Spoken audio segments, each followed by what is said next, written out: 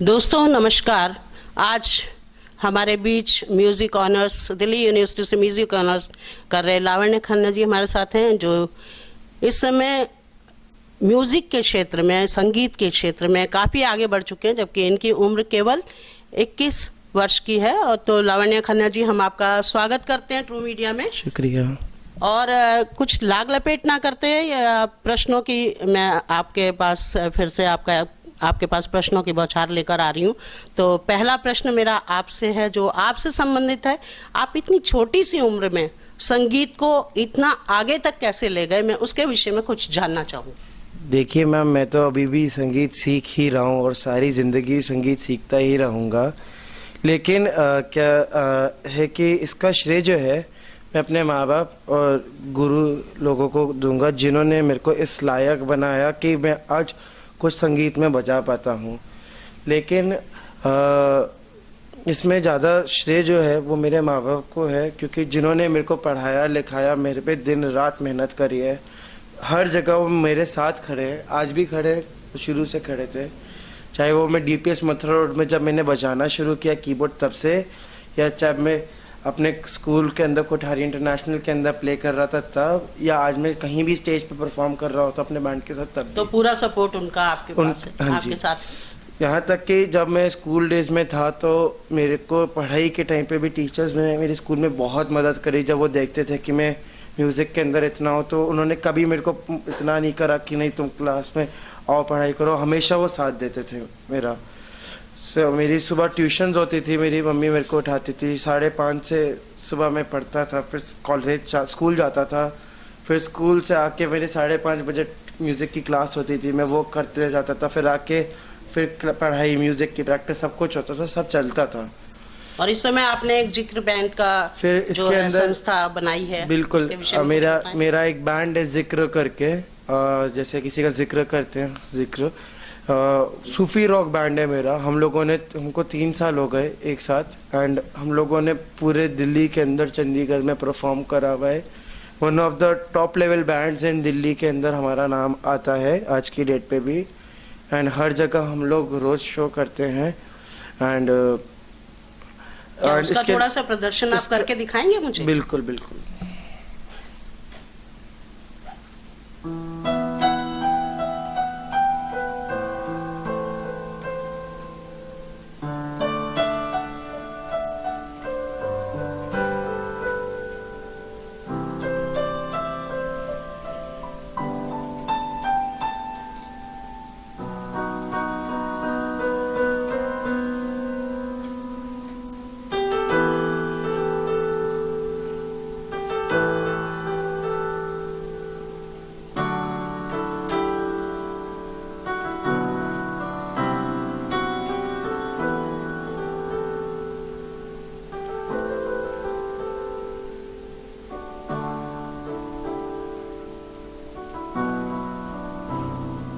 चलिए, बहुत सुंदर था, बहुत अच्छा था। मैं एक प्रश्न आपसे कर रही हूँ। ये प्रश्न आजकल छात्रों से संबंधित है।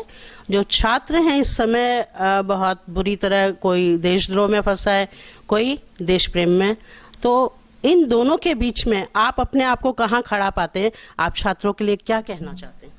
देखिए, मैं किसी की साइड पे नहीं होता। मैं एक बात बोलता हूँ कि वायलेंस गेट्स टू नोवेयर।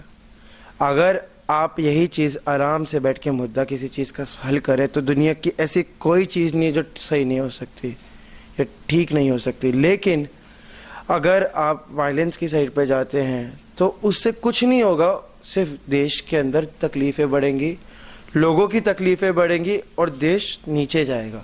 अगर सब एकजुट होके एक साथ चलेंगे आगे, तो देश भी आगे बढ़ेगा, एंड देश के साथ सब लोग आगे बढ़ते हैं।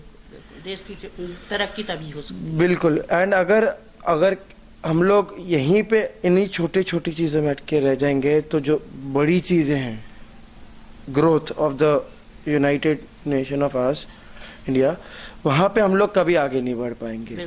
तो मेरा कहना है कि एकजुट होके, क्योंकि छात्र जो होते हैं, जो बच्चे हैं, वही देश का भविष्य है, वही देश को आगे लेके जाएंगे।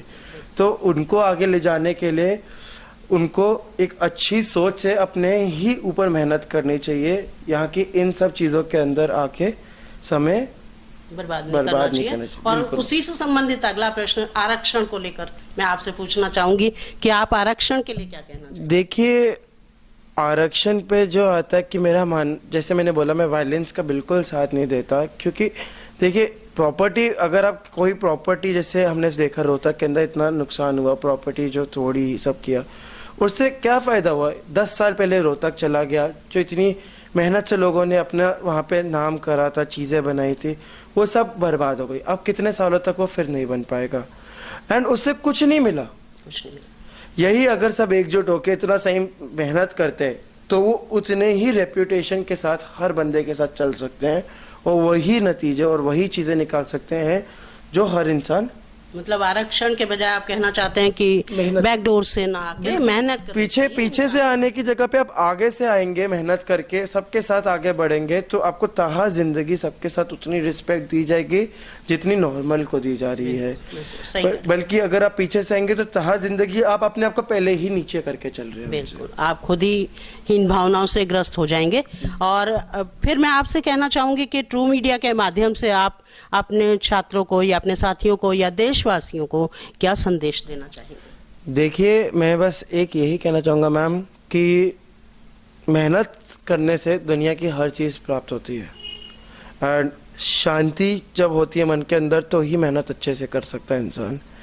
तो मेहनत करें, देश आगे बढ़ेगा, देश के साथ हर दिक्कत ठीक होती जाएगी, और जब देश आगे बढ़ता है तो दुनिया के हर देश के साथ ही हम उतनी रेप्यूटेशन पे जाने जाएंगे, रिस्पेक्ट दी जाएगी।